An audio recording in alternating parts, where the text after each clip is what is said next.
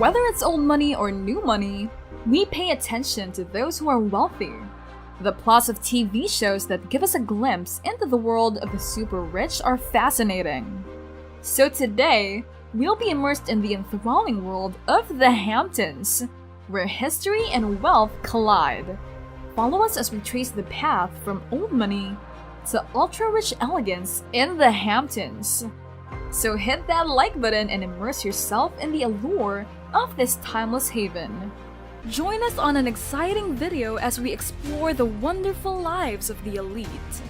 We are absolutely thrilled to share our knowledge with you. If you are new here, please subscribe and hit the notification bell so that we can continue to post videos on this channel. And don't forget to leave a comment and we'll make sure to engage and start some interesting discussions with you. The Hamptons, a small enclave of villages and hamlets on Long Island's eastern end, have long been a popular getaway for people looking to escape the pace and bustle of New York City. The Hamptons have become synonymous with a luxury and laid-back lifestyle, thanks to their beautiful beaches, picturesque countryside, and charming towns. The history of the Hamptons as a resort community, on the other hand, is as rich and complicated as its terrain and deserves more consideration. So let us now go over the Hamptons' history in depth. The first question here is, how was the Hamptons before the money came? The Hamptons have a dual historical significance. It outlasted the American Revolution, blooming in glorious isolation for nearly a century.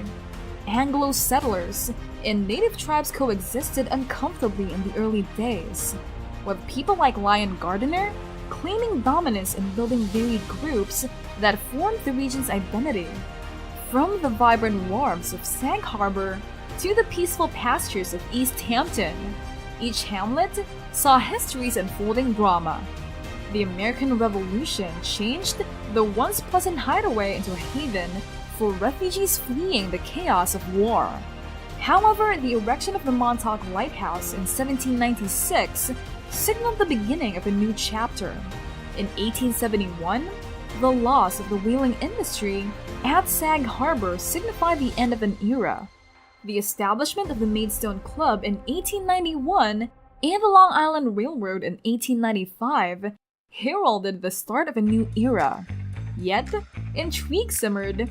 The Spanish-American War of 1898 transformed Montauk's shores into a quarantine zone for soldiers, hosting figures like Theodore Roosevelt and his Rough Riders.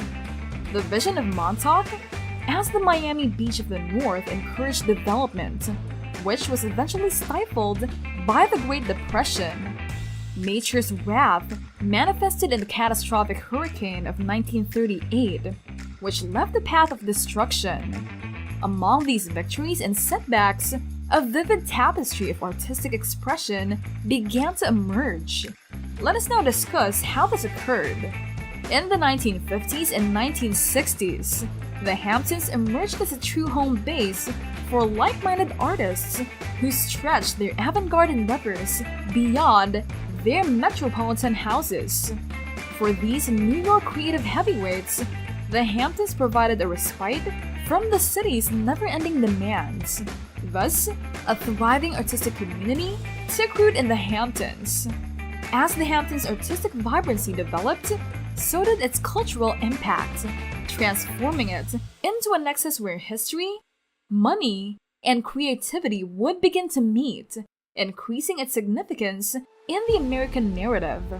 In the 1970s, the Hamptons transitioned from a bohemian retreat to the height of its luxurious era. The narrative of the Bouvier-Beale family in the documentary Grey Gardens best exemplifies the downfall of the bohemian attitude of the mid-century Hamptons. The Bouvier-Beale family was an important element of the Hamptons' social elite, with links to high society and a legacy of money and luxury. The late 1970s also saw the birth of disco, the me decade, and a passion for conspicuous consumption. These trends shaped the social scene in the Hamptons, emphasizing exclusivity, luxury, and hedonism. As the decade passed, the Hamptons evolved into a haven for New York's nobility.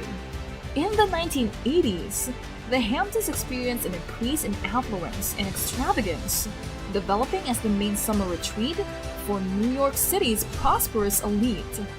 This was motivated mostly by two sources.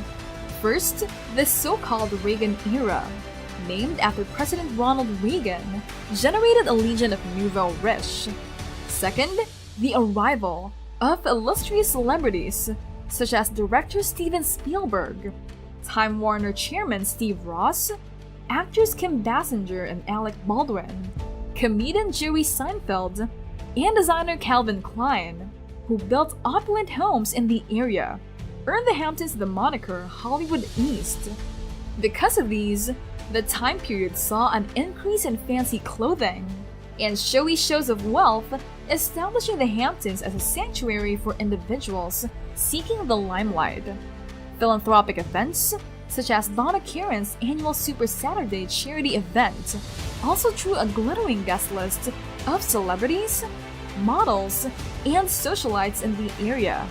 In addition, there was also a huge change in the Hamptons terrain, with a slew of new mansions sprouting on former potato fields.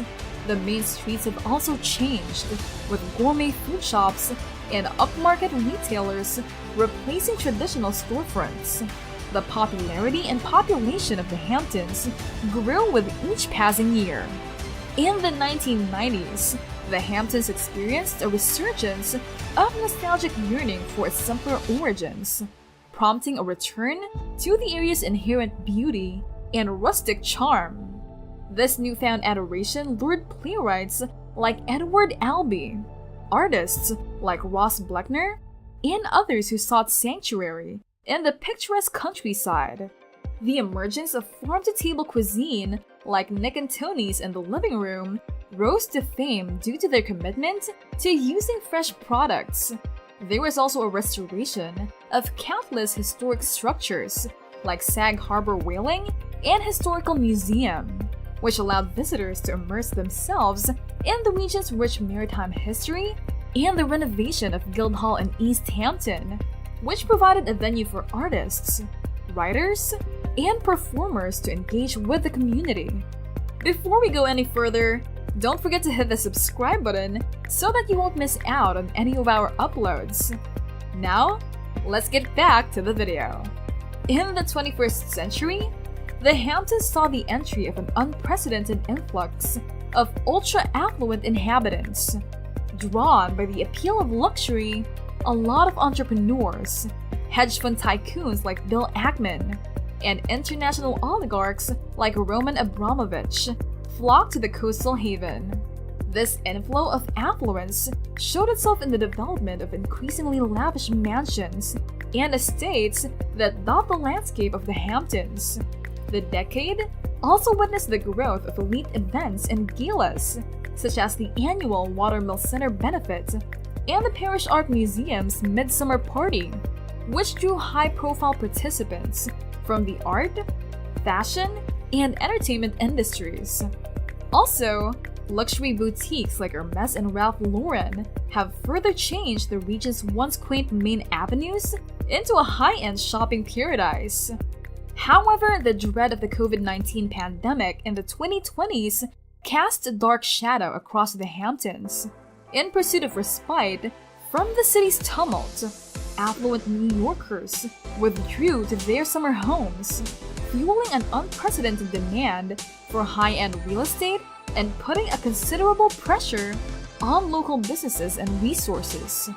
As the region adapted to society's changing tides, it witnessed triumphs and hardships, ultimately attempting to achieve a balance between the appeal of opulence and a return to its humble roots.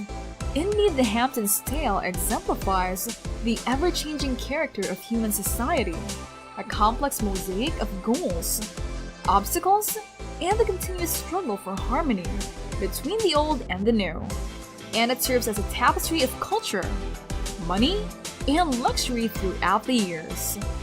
Do you want to visit the Hamptons, or have you ever spent any time there?